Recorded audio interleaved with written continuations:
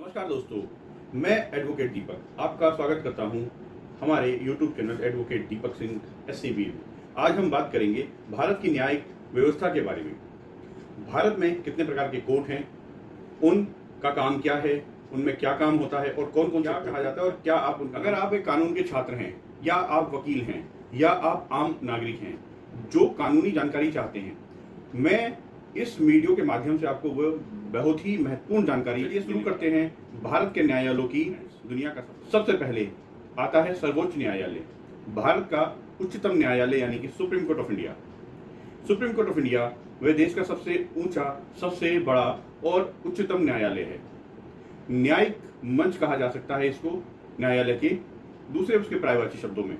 यहाँ अपील सिर्फ high court से आती है और साथ ही संवैधानिक मामलों की सुनवाई, अधिकारियों की रक्षा के लिए, कानून की व्यवस्था के लिए और बड़े संवैधानिक बेंचेस में यहाँ पर सारी व्यवस्थाएं की गई हैं।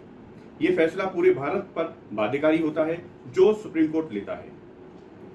इसके बाद आता है हाई कोर्ट। हाई कोर्ट जो राज्य स्तर पर होता है, यानी कि हर राज्य में एक हाई कोर्ट होता है या दो राज्यों या दो से ज्यादा राज्यों का एक निचली अदालतों से आए मामलों की अपील को सुनता है। साथ ही संविधान की जो अनुच्छेद यानी कि आर्टिकल 226 है उसके तहत रिट भी जारी कर सकता है। ये इसका जुरिडिक्शन है। और भी विस्तार से किसी और वीडियो में जानकारी लेंगे इसके जुरिडिक्शन के बारे में। तीसरे नंबर पर जो न्यायालय आता है या न्याय का मंच आता है वह होता है डिस्ट्रिक्ट कोर्ट। जिले स्तर पर जो कोर्ट होती हैं उनको हम डिस्ट्रिक्ट कोर्ट कहते हैं। वो दीवानी या फौजदारी मामलों में प्रयोग होती हैं, यानी कि क्रिमिनल और सिविल केसेस में, जैसे जमीनी विवाद या धोखाधड़ी, हत्या, चोरी आदि के केसेस। यह कोर्ट जज द्वारा साक्ष्य और दलीलों के आधार पर फैसला करता है। इसके बाद चौथे तरीके का जो कोर्ट आता है जिसको हम पारिवारिक कोर्ट या फिर पारिवारिक न्यायालय, फैमिली कोर्ट बोलते हैं, विशेष रूप से पारिवारिक मामलों के लिए बनाया गया है।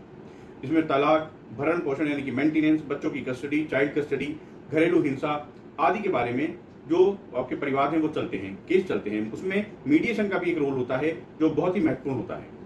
अगर आपने कोई खराब प्रोडक्ट खरीदा है या कोई सेवा आपको सही नहीं मिली है, सर्विस सही नहीं मिली है खरीदने के बाद किसी प्रोडक्ट को, तो उस केस में आता है कंज्यूमर कोर्ट जो आपकी मदद करता है, आपके अधिकारों की रक्षा करता है, मुआवजा दिलवाता है।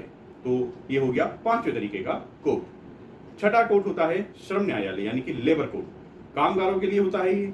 अगर आपको नौकरी के गलत तरीके से आपको रिक्रूट किया गया या आपको हटाया गया या आपकी ग्रेजुएटी को अपने कब्जे में कर लिया गया है और आपको नहीं दी जा रही है, किसी तरीके की कोई भी समस्या होती है, वह इस न्यायालय के द्वारा दूर की जाती है। आपके अधिकारों की रक्षा की जाती है। अब आते हैं ट्रिब्यूनल्स। ट्रिब्यूनल्स कई तरीके के होते हैं। खास मामलों में खास ट्रिब्यूनल्स होते हैं। NGT हुआ, कैट हुआ और बहुत सारे ट्रिब्यूनल्स होते हैं। मैं उनके उदाहरण आपको दे देता हूँ।